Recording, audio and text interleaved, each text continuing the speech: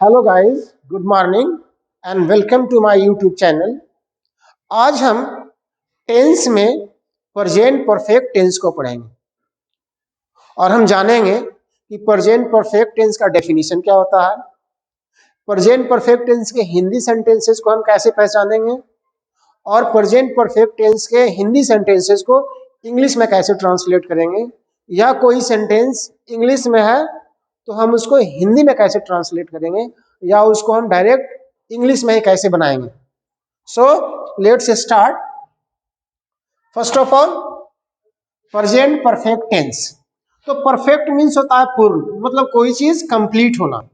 तो present perfect tense is used to express an action or time which has been just finished at present times। Means present perfect tense का प्रयोग वैसे कार्य या समय को बताने के लिए होता है जो वर्तमान समय में तुरंत समाप्त हुआ हो। हिंदी में समझ लेते हैं। जिस टेंस से कोई कार्य वर्तमान समय में तुरंत समाप्त होने का बोध हो, मीन्स कोई कार्य जो तुरंत समाप्त हुआ हो।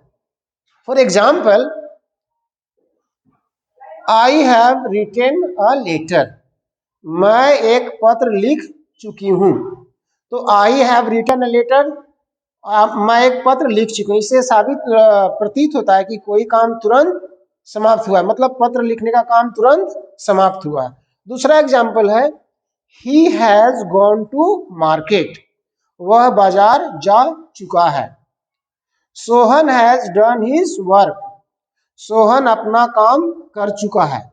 इन तीनों वाक्यों से ऐसे लगता है कि कोई काम तुरंत समाप्त हुआ, जैसे चुकी है, चुका है, चुका है।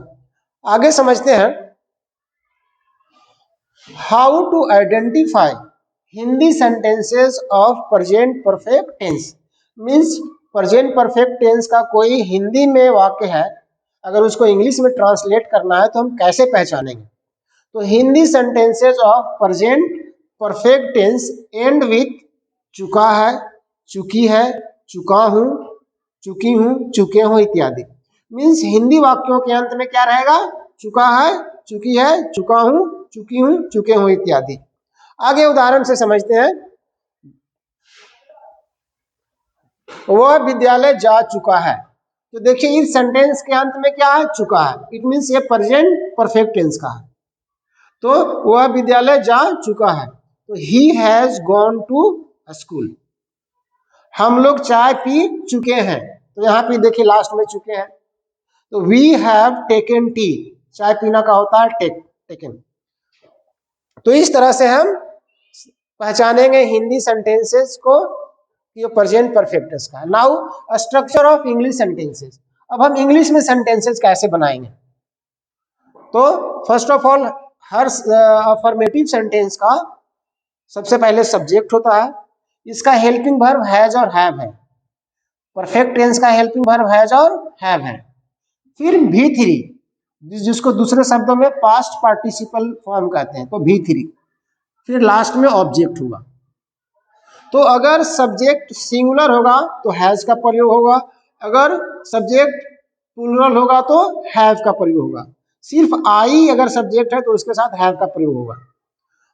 एग्जाम्पल से समझते, I have written a book. I क्या हो गया? सब्जेक्ट हो गया प्रोनाउन के रूप में। हैव क्या हो गया? हेल्पिंग वर्ब हो गया। रिटन क्या हो गया? V3। अ बुक क्या हो गया? ऑब्जेक्ट। तो इस तरह से हम सेंटेंसेस बनाते हैं। तो I have written a book, मैं एक किताब लिख चुका हूं। We have visited the Red Fort. तो वी क्या है? सब्जेक्ट है। हैव क्या है? हेल्पिंग वर्ब है। विजिट मीन्स होता है कोई जगह घूमना या देखना। तो विजिटेड V3 है यहाँ पे, और द रेड फोर्ट क्या है? ऑब्जेक्ट है। तो इस तरह से हम इंग्लिश में सेंटेंसेस बनाते हैं। नेक्स्ट है, यू हैव हेल्प मी। आप मेरी मदद कर चुके हैं, चाहे आपने मेरी मदद की है। They have return from market. वे लोग बाजार से वापस आ चुके हैं। The children have seen a tiger in the zoo. बच्चे चिड़ियाघर में एक बाघ देख चुके हैं। तो आप इस तरह से सेंटेंसेस को बनाएंगे कि सबसे पहले सब्जेक्ट होगा, चाहे वो नाउन होगा या प्रोनाउन होगा। फिर अगर वो सिंगुलर होगा तो हैज लगाएंगे, और अगर प्लूरल होगा तो हैव लगाएंगे। उसके बाद V3 देखिए, written, visited, help, return, seen, ये सब V3 है। V3 का प्रयोग करेंगे और इसके अनुसार फिर हम ऑब्जेक्ट का प्रयोग करेंगे। नेक्स्ट एग्जाम्पल है, the lion has killed a deer in the forest. Means जो शेर है जंगल में एक हिरन को मार चुका है। तो the lion has killed a deer in the forest. Next sentence है, the police has arrested a criminal from his house. Police ने क्रिमिनल को उसके घर से अरेस्ट किया है। सोहन हैज रेड, लिखा जाता है इसी तरह से, रीड के ही तरह, बट पढ़ा जाता है इसको V3 में रेड। तो Sohan has read a story in the library. Sohan library में एक कहानी पढ़ चुका है या पढ़ा है। Geeta has withdrawn money from the ATM। Geeta, withdraw means होता है पैसे निकालना, तो Geeta has withdrawn money from ATM। Geeta ATM से पैसे निकाल चुकी है। She has deposited money in the bank. वह बैंक में पैसा जमा कर चुकी है। Renuka has lost her purse in the market.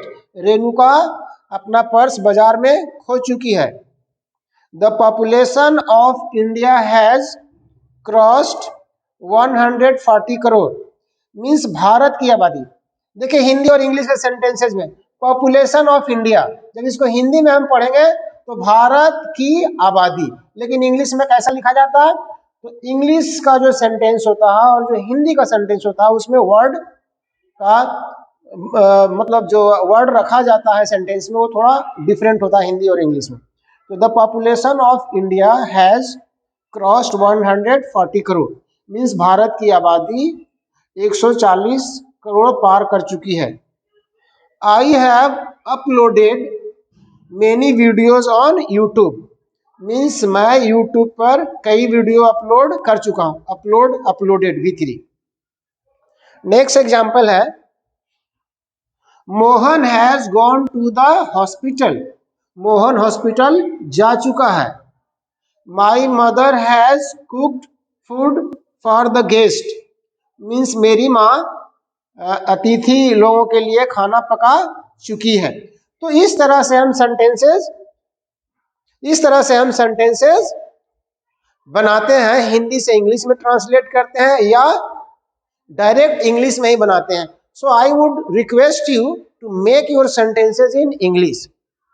If you are comfortable with translation from Hindi to English, you can do that. But when you learn something, try to make your sentences in English. Because if you have to learn English, not Hindi. So if you learn from Hindi to English, that will make you a little bit comfortable while you are speaking in English. So try to make your sentences in English. But you learn in your mother tongue from Hindi to English by your translation method. But always try to make your sentences in English. Thank you so much for watching this video.